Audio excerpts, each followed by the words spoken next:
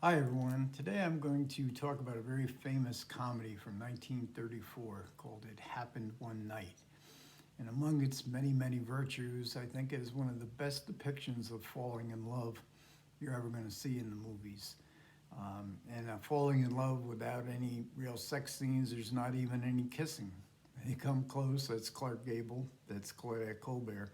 They come close in one scene where they're in the hayloft, and even then, Clark Gable pulls back. And he pulls back because he is a newspaperman down on his luck. He's helping this runaway heiress running away from her father. They're not really in any danger, but she doesn't want to be caught.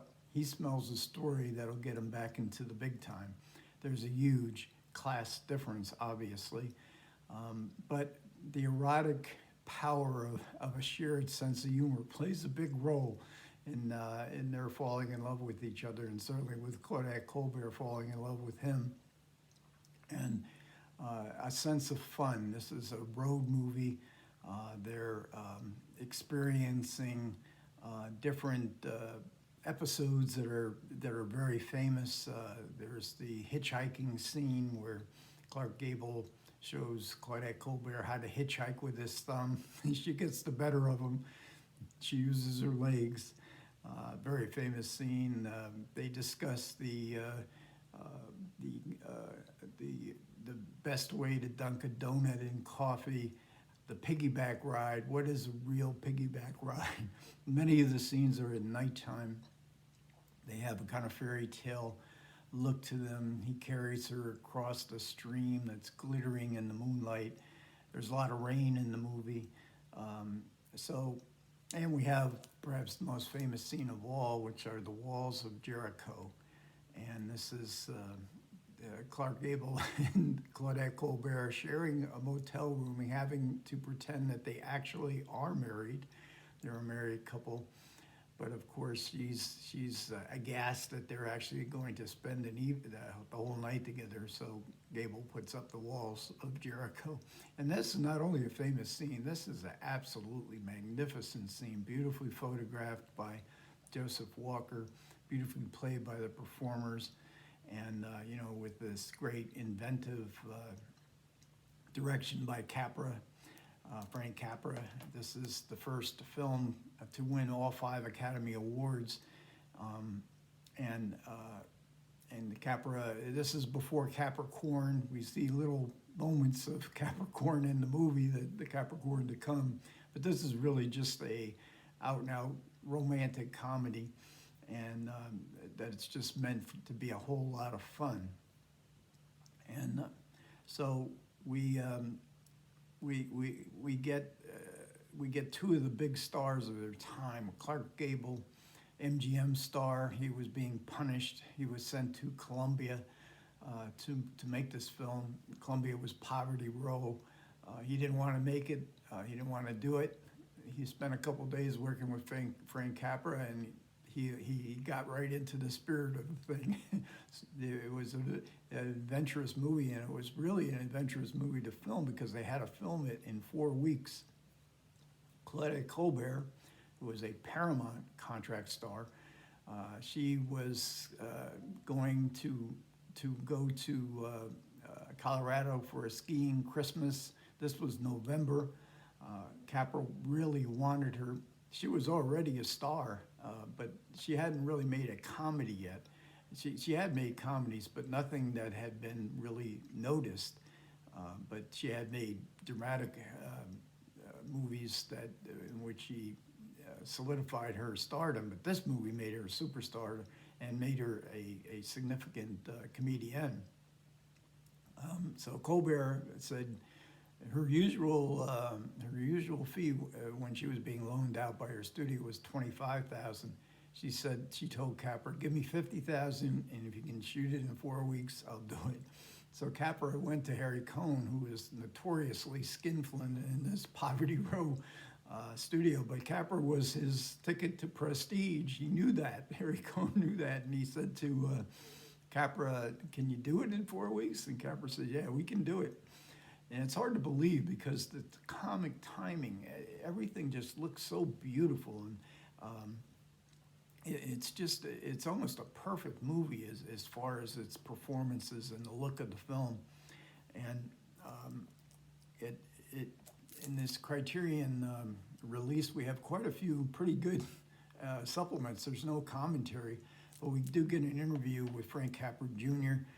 We get the AFI, the American Film Institute, tribute to Frank Capra, and sometime in the early 80s. This was televised on national TV for a while there. It was John Ford and Jimmy Stewart. There were quite a few very famous Hollywood players that were getting old, and they would televise these and get pretty big ratings. And Claudette Colbert was at that television tribute. And we get a documentary on Frank Capra's career, coming from an Italian immigrant family, and how he rose up through the ranks. It also includes Frank Capra's 1921, his first movie that he made in 1921, boarding house it was, but it's been very well restored. It's worth saying. And then we also get a conversation. It's a nice long conversation, 40 minutes, with Molly Haskell and Philip LePate, and they discuss It Happened One Night, their reactions to it. This is absolutely brilliant. They are two of the great critics of film.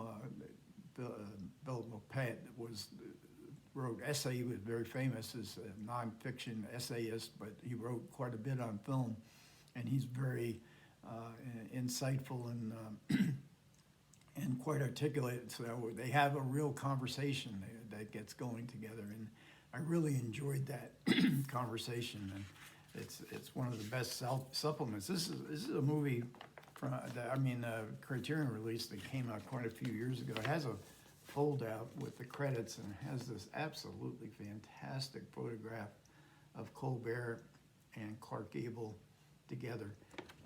And then Farron Smith Maine has a really, as always, a very informative and well-written essay as part of this Criterion package. There's not a whole lot. I'm going to be doing 3 movies on Claudette Colbert's comedies that I hadn't done before. I've already done 6 or 7. Kino Lorber has brought out after the movies after It Happened One Night, where it was discovered what a great comedian Claudette Colbert. So I've done the ones, especially the ones with Fred McMurray, all the ones available on Blu-ray except for these last 3. I was looking for a biography, and my library system only had this illustrated biography with lots of great pictures, and this is by Lawrence Quirk, who was kind of I think he wrote for Photoplay, but he uses a lot of the interviews that he had gathered through the years from people who worked with Claudette Colbert. There is another biography from 2008, but it's very expensive, and I'm not sure it'd be worth the money. And then the other 2 movies that I will be doing will be, this is the Palm Beach Story, Claudette Colbert working with Preston Sturgis, and The Egg and I, her last, I guess this is probably her last successful comedy, again with Fred McMurray, and she made, I think, 7 or 8 movies with Fred McMurray. And she's always, I find her fascinating because she's so intelligent, she's pretty, she's different than the other comedians of the era, like Gene Arthur and Carole Lombard. They all had their strengths.